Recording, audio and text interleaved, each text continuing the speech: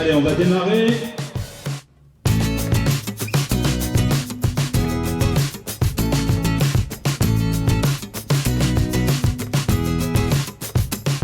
Comme d'habitude, on fait cette fête en fin d'année.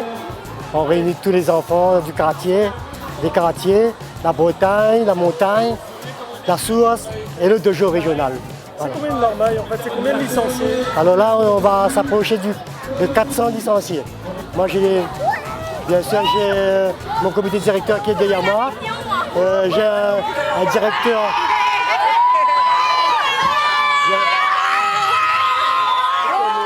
C'est super, ils sont contents. Et puis la fête du club, ils vont voir le Père Noël et un gros événement qui va arriver, ça c'est sûr.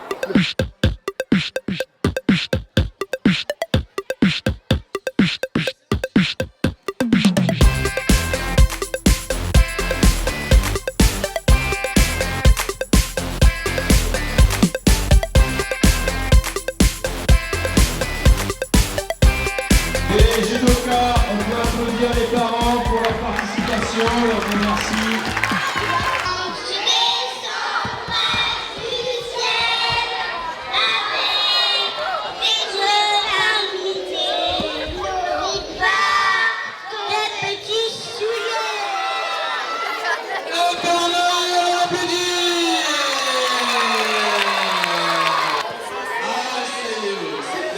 D'accord. C'est ce que les entraîneurs m'ont dit. Oui, il est super bon là, vraiment, là, j'en ai jamais vu il a tout le morphotype du Père Noël, c'est parfait. On a trouvé vraiment le bon cette année. Eh bien, je me suis un petit peu baigné, je me suis amusé. Et voilà, regardez. Regardez le cadeau du Père Noël, qu'est-ce que ça peut être?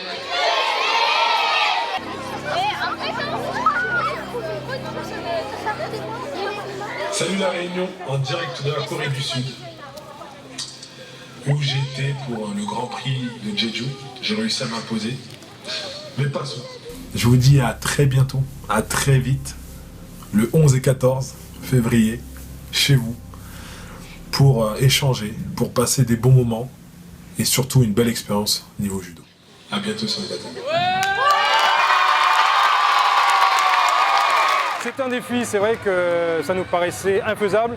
C'est un réel défi qu'on s'est lancé, donc le directeur technique et moi.